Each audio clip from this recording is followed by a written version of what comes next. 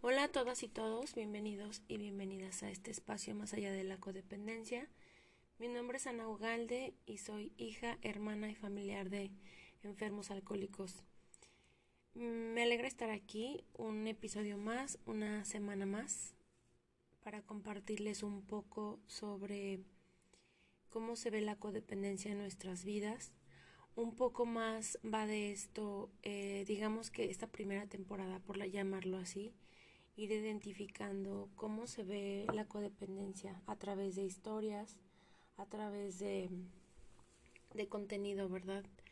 Y de un poco irles también compartiendo mi historia con esta enfermedad tan dolorosa. Para quienes compartimos nuestras vidas o estamos cerca de alguien que constantemente se está haciendo daño. Entonces, después de haber tenido una semana bastante complicada emocionalmente y un fin de semana en donde elegí conscientemente ocuparme de mí, eh, pedir ayuda y estar cerca de las personas que me aman y que me acompañan y que me dan fuerza y que me dan fortaleza y que me dan fe, pues estoy aquí, lista para un nuevo capítulo. Les quiero compartir una historia, es la historia de Jessica. Viene en un libro que se llama Ya no seas codependiente, aprende a ocuparte de ti mismo, de Melody Beattie. Ella tiene muchos libros y es un referente en este tema y les voy a estar compartiendo información bastante importante y bastante interesante. Ella tiene muchos libros de reflexiones diarias y también desde un espacio en donde ella misma pues está también en este proceso de recuperación. Y pues nada, voy a comenzar. Bueno, otro punto importante sobre Melody, no les voy a como compartir mucho sobre su biografía, pero ella es pues también alcohólica en recuperación y ya después iremos hablando de por qué se dice que los alcohólicos o las personas que también consumen sustancias también tienen una doble problemática, ¿no? Que es esta codependencia y que muchas veces sí termina en adicción o en alcoholismo y hay veces que no sucede así. Ya lo iremos como revisando en otros capítulos un poco más a profundidad. Entonces sí, ¿no? Ella es una mujer que ha compartido mucho sobre su proceso de recuperación como alcohólica, pero también como codependiente, ¿no? Entonces, eh, bueno, no me quiero meter como a ese tema este, de esa como dependencia química que existe o al alcohol y también pues esa dependencia afectiva, ¿no? Y que es un poco más de lo que estamos hablando en la codependencia. Y pues nada, sin más voy a comenzar con la historia de Jessica. Este es el capítulo número 1 de este libro que les compartí y de esta autora. Y dice así, la historia de Jessica. El sol brillaba y era un bello día cuando lo conocí. Luego todo se volvió una locura. Esta es la historia de Jessica. Dejaré que ella la cuente. Me senté en la cocina, bebiendo café, pensando en mis labores domésticas sin terminar los platos, sacudir ropa. La lista era interminable, y aún así no podía comenzar. Era demasiado para pensar en ello.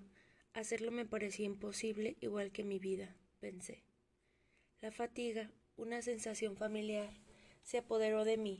Me dirigí a mi recámara. Antes un lujo, las siestas se habían vuelto para mí una necesidad. Casi lo único que podía hacer era dormir. ¿A dónde había ido mi motivación? Yo solía tener exceso de energía. Ahora era un esfuerzo peinarme el cabello y aplicarme el maquillaje a diario, un esfuerzo que a menudo no hacía. Me tendí en mi cama y me dormí profundamente. Cuando desperté, mis primeros pensamientos y sentimientos eran dolorosos. Esto tampoco era nuevo.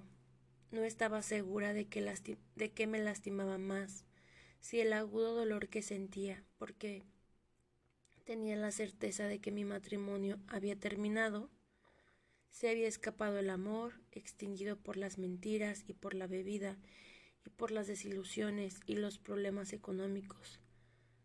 La amarga ira que sentía contra mi esposo, el hombre que había provocado todo esto. La desesperación que sentía porque Dios, en quien yo había confiado, me había traicionado, permitiendo que me pasara esto. A la mezcla de miedo, desamparo, la mezcla de miedo, desamparo y desesperanza que se conjugaba con todas las otras emociones. Maldición, pensé. ¿Por qué tendría él que beber? ¿Por qué no podría haberse puesto sobrio antes? ¿Por qué tendría que mentir? ¿Por qué no me pudo haber amado tanto como yo a él? ¿Por qué no dejó de beber y de mentir hace años, cuando todavía me importaba?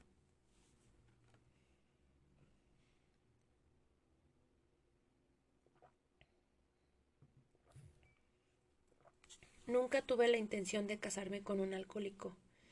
Mi padre lo fue. Traté de elegir cuidadosamente a mi esposo.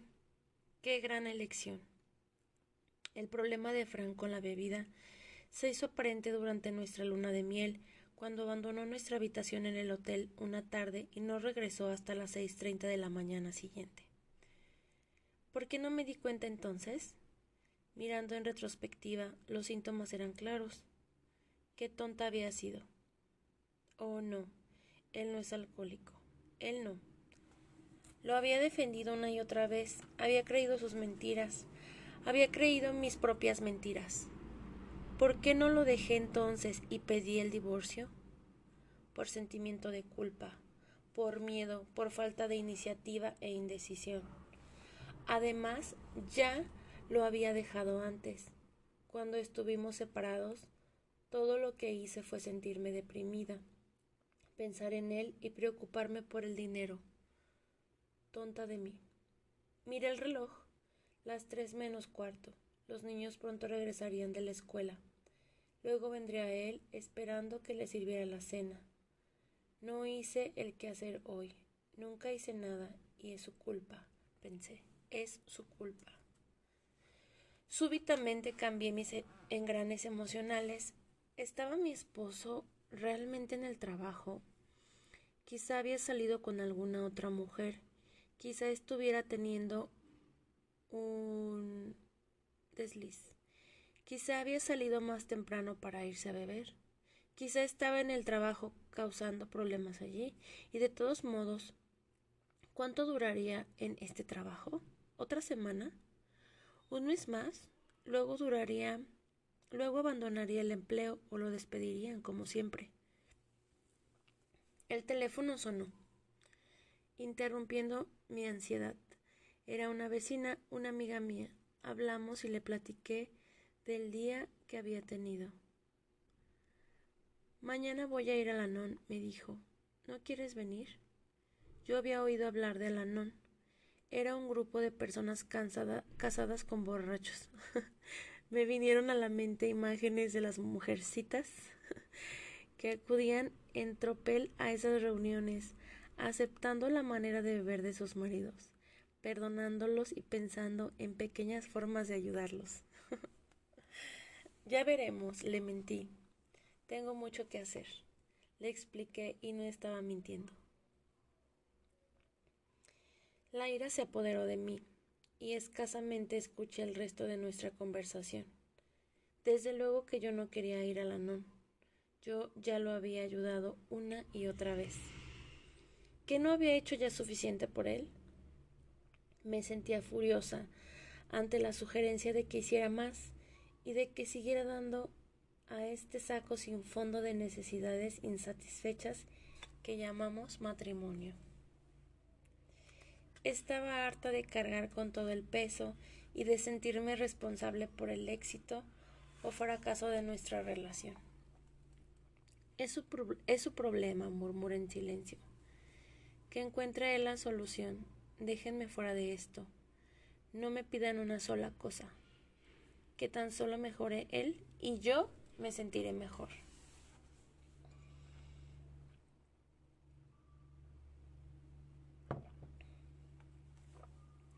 Después de colgar el teléfono, me metí a la cocina a preparar la cena. De cualquier modo, no soy yo quien necesita ayuda, pensé. Yo no he bebido, ni he usado drogas, ni he perdido empleos, ni he mentido para engañar a mis seres queridos. He mantenido unida a esta familia a toda costa. He pagado cuentas, he administrado un hogar con un presupuesto raquítico, he estado ahí en cualquier emergencia y casada con un alcohólico. Ha habido muchas emergencias. He pasado la mayoría de las malas épocas sola y me he preocupado hasta enfermarme. No, he decidido que no soy yo la irresponsable. Al contrario, he sido responsable de todo y por todos. Yo no estoy mal, solo necesito empezar con mis labores cotidianas. No necesito reuniones para hacerlo. Simplemente me sentiría culpable si saliera cuando tengo tanto que hacer atrasado en casa. Dios sabe que no necesito más sentimientos de culpa. Mañana me levantaré y me mantendré ocupada. Las cosas mejorarán mañana. Cuando llegaron los niños me encontré gritándoles. Eso no les sorprendió a ellos ni a mí. Mi esposo era buena onda, el bueno del cuento, yo era la bruja.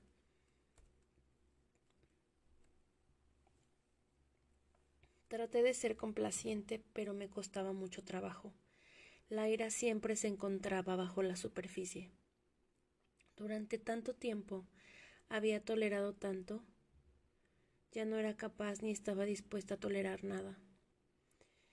Siempre estaba a la defensiva y me sentía como si de alguna manera estuviera luchando por mi vida. Después sabría que así era. Para cuando mi esposo llegó a casa, había hecho un esfuerzo sin interés en preparar la cena. Comimos casi sin hablar. Tuve un buen día, dijo Frank. ¿Qué significa eso?, pensé. ¿Qué es lo que hiciste en realidad? ¿De veras llegaste siquiera a ir al trabajo? Y lo que es más, ¿a quién le importa? Qué bueno, le contesté. ¿Cómo te fue a ti?, me preguntó. ¿Cómo demonios crees que me fue?, murmuré en silencio. Después de todo lo que me has hecho, ¿cómo esperas que me vaya? Le eché una mirada de pistola, forcé una sonrisa y le dije, me fue bien, gracias por preguntarme. Frank me miró. Había escuchado lo que yo no había dicho, más de lo que sí había dicho. Sabía que no debía decir nada más, yo también. Siempre estábamos a un paso de una violenta discusión, a un recuento de ofensas pasadas y a gritos amenazadores de divorcio. Solíamos embarcarnos en discusiones, pero nos llegaron a hartar, de modo que ahora reñíamos en silencio. Los niños interrumpieron nuestro hostil silencio. Nuestro hijo dijo que quería ir al parque, que se encontraba a varias calles de distancia.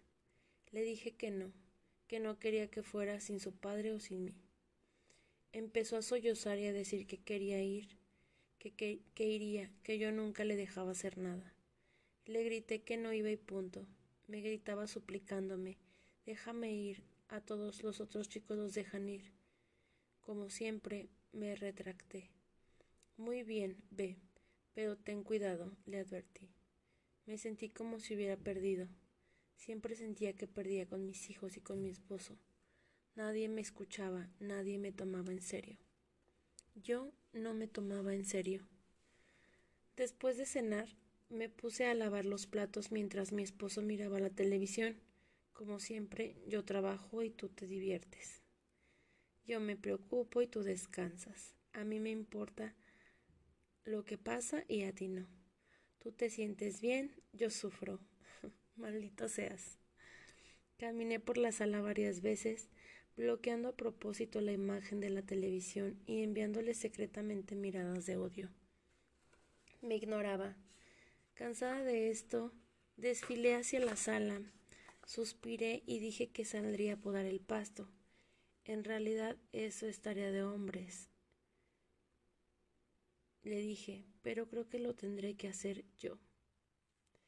Él dijo que lo haría más tarde. Le dije que nunca llegaba ese más tarde, que no podía esperar, que ya me daba vergüenza este pasto. Olvídalo, ya estoy acostumbrada a hacerlo todo y haré eso también. Él dijo, está bien, lo olvidaré. Me salí en un arrebato y caminé por el pasto. Cansada como estaba, me retiré temprano a la cama.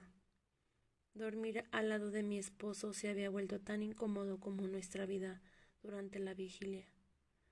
Podíamos o bien permanecer callados, cada uno enroscándose en una orilla de la cama, para estar lo más separado posible, o bien él intentando, como si todo estuviera bien, hacer el amor conmigo. Cualquiera de las dos cosas me causaba tensión. Si nos dábamos la espalda uno al otro, yo permanecía ahí confundida, desesperada. Si trataba de tocarme, me helaba. ¿Cómo podía esperar que quisiera hacer el amor con él? Generalmente lo apartaba de mí con un cortante no, estoy muy cansada. A veces accedía. De vez en cuando lo hacía porque se me antojaba, pero, por regla general, si tenía vida sexual con él, era porque me sentía obligada a hacerme cargo de sus necesidades sexuales y me sentía culpable si no lo hacía.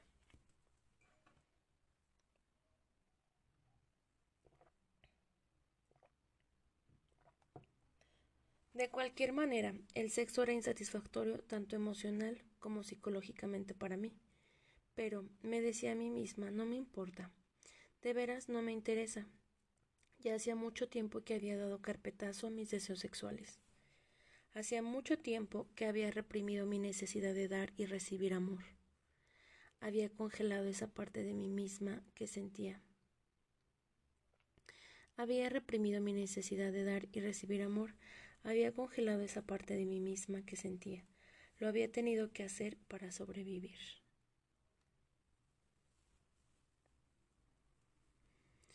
Había esperado tanto de este matrimonio. Tenía tantos sueños para nosotros dos. Ninguno de ellos se había vuelto realidad. Había sido engañada, traicionada. Mi hogar y mi familia, el lugar y las personas que debían haber sido cálidos, un refugio, un consuelo, un abrigo de amor, se habían vuelto una trampa. Y no podía encontrar la salida. Tal vez, me decía constantemente a mí misma, ¿esto se mejorará? Después de todo, él tiene la culpa de los problemas, es un alcohólico. Cuando se alivie, nuestro matrimonio mejorará. Pero estaba yo empezando a elucubrar. Ha estado sobrio y acudiendo a las juntas de Alcohólicos Anónimos durante 6 meses. Estaba mejorando. Yo no.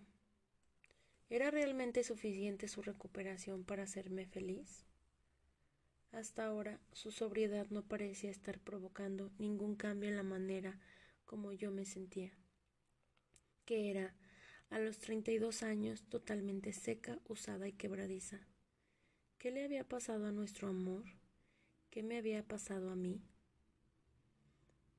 Un mes después comencé a sospechar lo que pronto sabría que era la verdad. Para entonces, el único cambio que se había dado era que yo me sentía peor. Mi vida estaba varada. Quería que se acabara. No tenía esperanzas de que las cosas mejoraran. Ni siquiera sabía qué era lo que estaba mal. Mi vida no tenía ningún propósito, salvo el de cuidar de otras personas. Y eso tampoco lo estaba haciendo bien. Estaba anclada en el pasado y aterrorizada del futuro. Dios parecía haberme abandonado. Me sentía culpable todo el tiempo y pensaba si no estaría volviéndome loca. Algo espantoso, algo que no podía explicar, me había ocurrido. Algo que había arruinado mi vida. De alguna manera, yo había sido afectada por su forma de beber, y las maneras en las que yo había sido afectada se habían vuelto mis problemas. Ya no importaba quién era la culpa. Ya no importaba de quién era la culpa. Yo había perdido el control.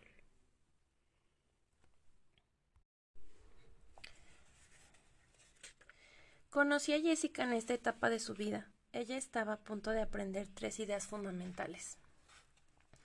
1. Que no estaba loca, era codependiente. El alcoholismo y otros trastornos compulsivos son verdaderas enfermedades familiares. La manera en la que la enfermedad afecta a otros miembros de la familia se llama codependencia. 2. Que una vez que han sido afectados, una vez que ésta se asienta, la codependencia cobra vida propia. Es similar a pescar pulmonía o tomar algún hábito destructivo. Una vez que te hiciste de él, ya lo hiciste. Si deseas deshacerte de ella, eres tú quien tiene que hacer algo para lograr que se vaya. No importa de quién sea la culpa, tu codependencia se convierte en un problema tuyo y resolver tus problemas es tu responsabilidad. Si eres codependiente, necesitas encontrar tu propio proceso curativo o de recuperación.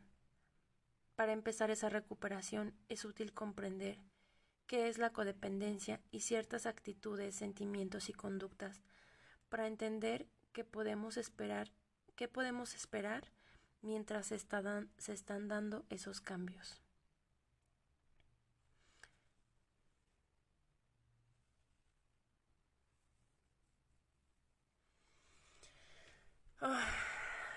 Tomo una respiración profunda.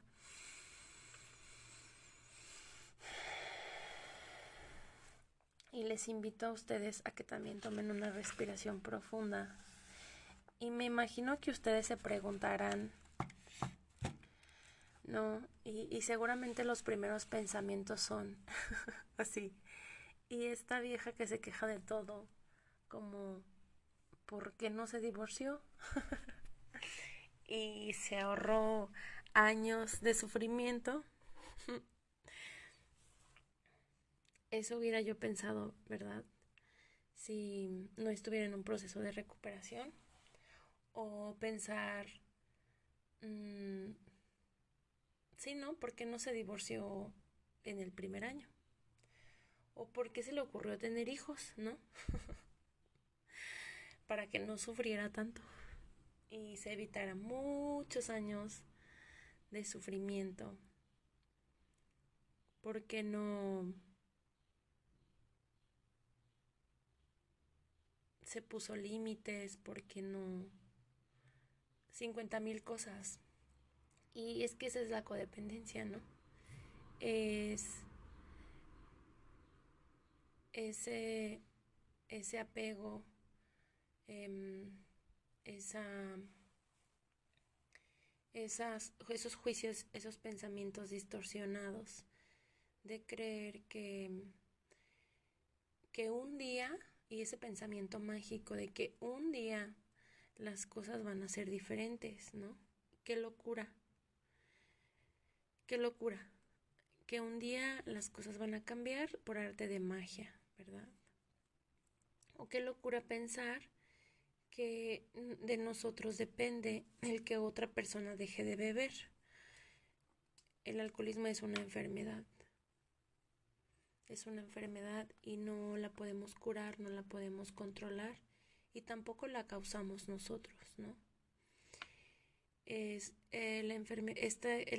alcoholismo es responsabilidad de quién, pues tiene esta enfermedad, ¿no?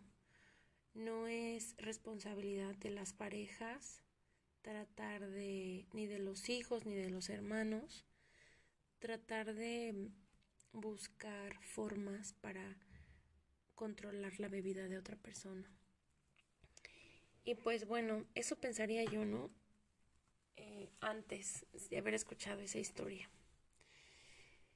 ¿Y por qué no simplemente esta mujer se separó, ¿no? Pues no se separó. Siguió pensando que al principio, como refleja la historia, que ella podía curar esta enfermedad, que ella podía hacer intentos, que si ella mantenía todo en orden, que si ella básicamente se olvidaba de ella misma, entonces tal vez las cosas podrían ser diferentes. Y justamente como la autora comparte en estos primeros 3 puntos, que esta enfermedad afecta a toda la familia, ¿no? El problema en un hogar disfuncional, cuando hay un papá o mamá con alcoholismo, no solo ellos tienen un problema, ¿no? Ese problema afecta a todos y todos empezamos a gestar conductas disfuncionales, a tener estas características muy parecidas a las del alcohol, ¿verdad? Del alcohólico. Entonces, el sentirnos fuera de control, el tener ansiedad, el tener depresión, el obsesionarnos, así como el alcohólico se obsesiona con su alcohol y cuándo va a tomar y cuándo va a ser la siguiente pachanga y si le va a quedar dinero para irse a tomar con sus amigos. Nosotros los codependientes nos obsesionamos con las conductas del alcohólico. Y si va a venir y a qué hora va a llegará borracho o no llegará borracho. Y sí, ¿no? Esta obsesión que nos quita la calma, ¿no?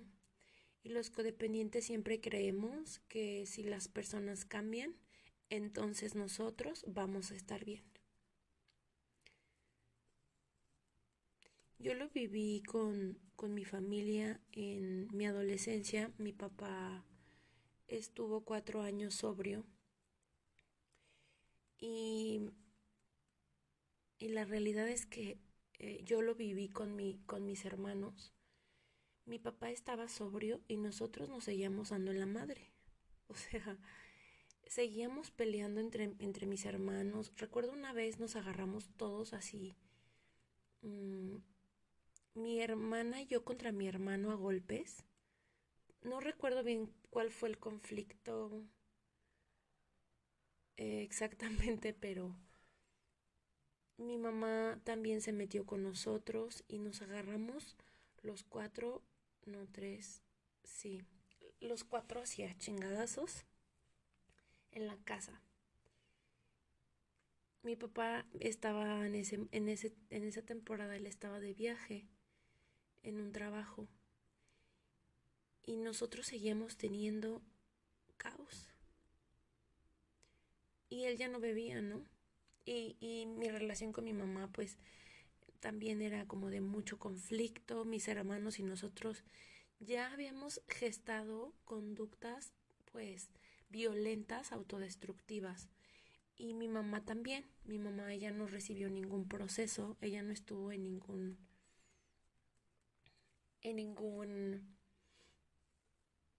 ella estaba como Jessica, ¿no? Yo no tengo ningún problema. Yo, yo no soy la que ha perdido el trabajo, no soy la que está mal, ¿no? Con una soberbia. Y entiendo hoy que así pareciera, ¿no? Así pareciera como que, como que el problema es de uno y no de todos, porque la realidad es que sí es una enfermedad compartida. Entonces, esa sobriedad a la que llegó mi papá en alguna época de su vida no me quitó a mí la ansiedad, no me quitó a mí la angustia, ni la tristeza, ni a mi hermana le quitó la depresión, ni a mi hermano le quitó lo violento, y pues mi mamá y su control y también su sentimiento de víctima, tampoco. O sea, básicamente todos continuamos siendo los que éramos.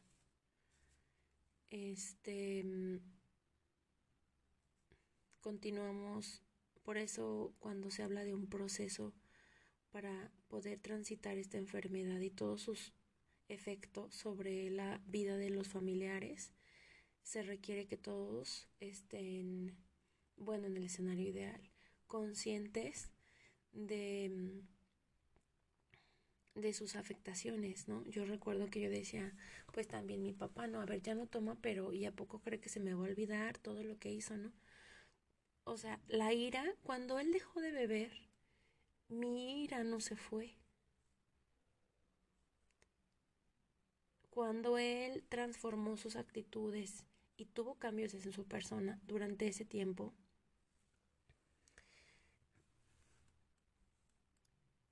a mí no se me fue la rabia y no se me fue el dolor y no se me fue todo lo que ya se había gestado en mí.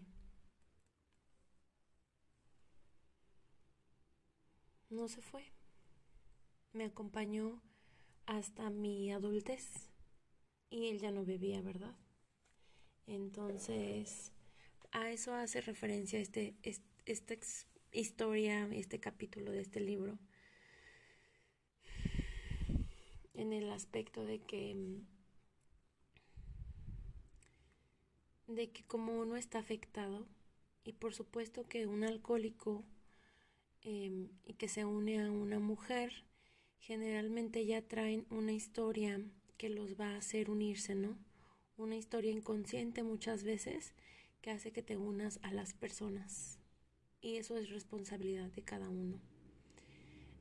Tratar de afrontarlo, ¿no? Entonces,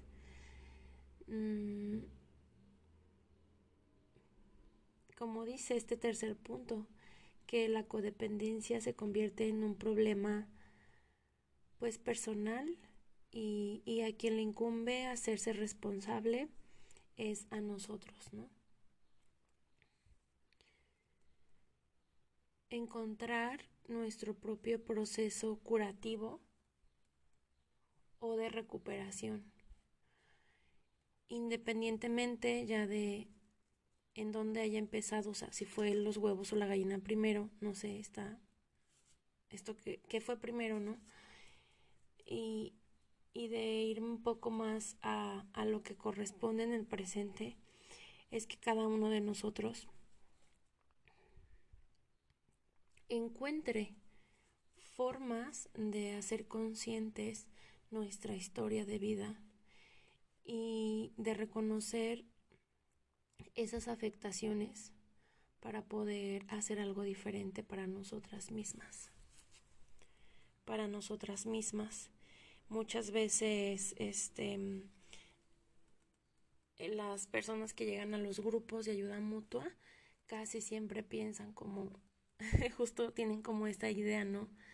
De entonces lo que voy a hacer va a ser para que mi esposo no beba o para ayudarlo después de todo lo que me hizo, ¿no? No es para encontrar una vida propia, es para